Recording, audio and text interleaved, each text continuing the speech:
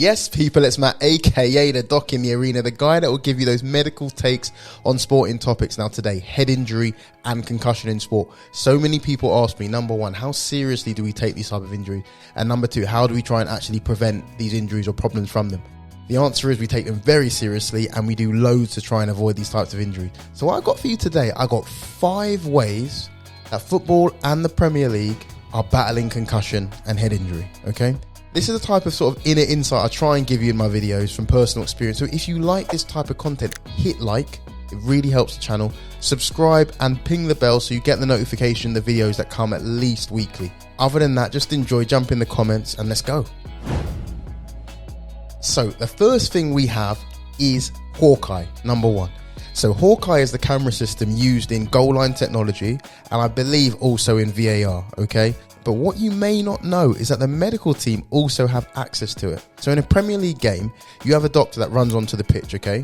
But you've also got a doctor called a tunnel doctor who is supposed to be based in the tunnel and has access to the Hawkeye cameras, so all those used. So if there's an injury, a particularly significant injury or a head injury, that doctor in the tunnel will look through and see the clip, and then they can radio through to myself on the bench or the physio, whoever, and say, listen, no, actually this was a significant injury. The player I think was knocked out. It was a really bad head injury. He has to come off. And that way it means that we don't miss anything in the throes of the game, you know, with the speed of the game, etc, etc. It's a really kind of really good and useful system. And I ain't gonna lie to you, sometimes I use sometimes I've looked at the replays of a few goals on the Hawkeye because they got some great views on it.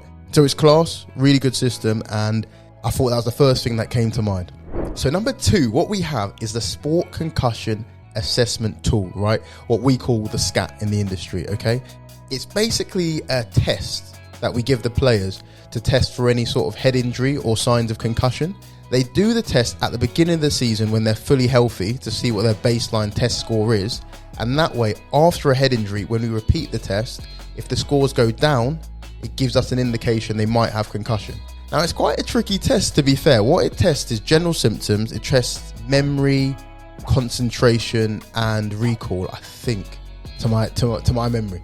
I'll put an example of it in the Discord, actually, if you're interested, and in the description.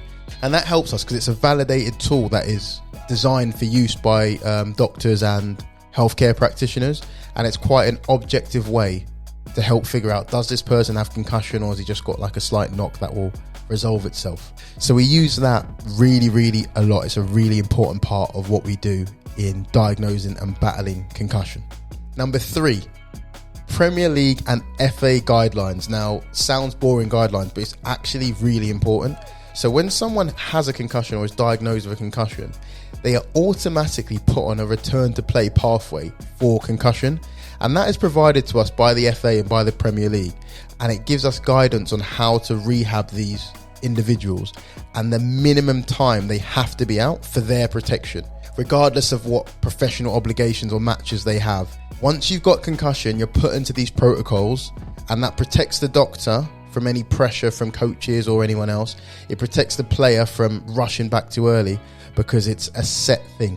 So I think once you're diagnosed with concussion, the earliest you can come back from is about 6 days. Okay, that's the earliest you can get back. So basically a week in between.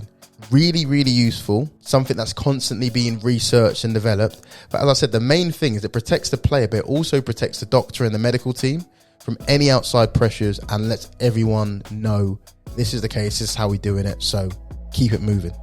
Number 4, the new kid on the block. Concussion substitutions. Now, you should know this by now if you do follow football, but if you don't follow football, it's a new thing brought in, and basically what it says is if the doctor or medical professional suspects concussion, then a team can get an extra substitution to remove that person from the field of play. The opposition then also gets an extra substitution to kind of even it out and make it fair.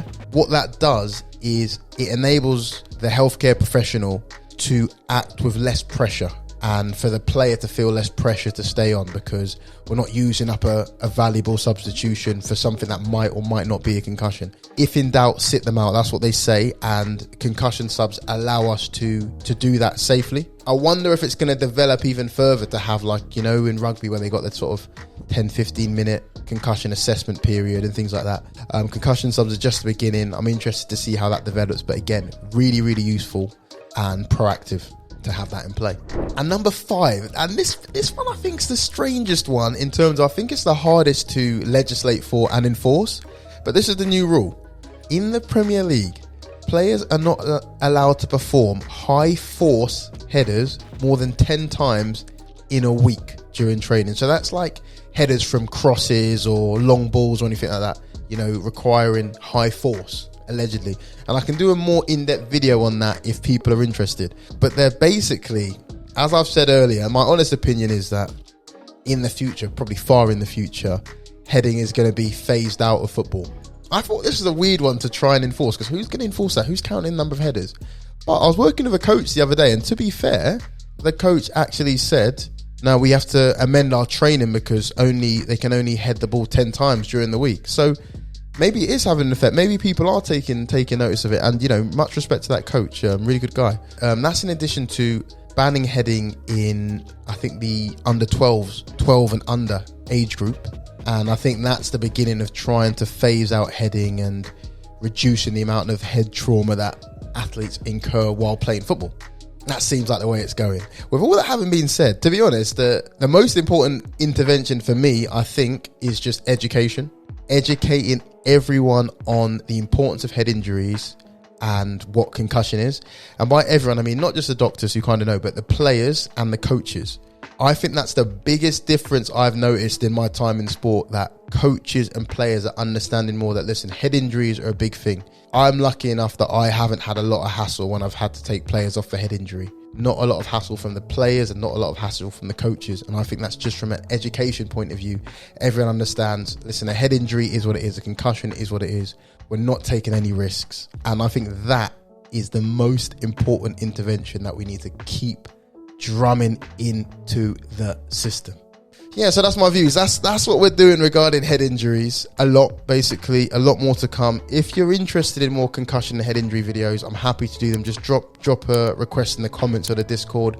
We'll keep it moving. Other than that, I will see you guys on the next video. Hope you enjoyed. Take care.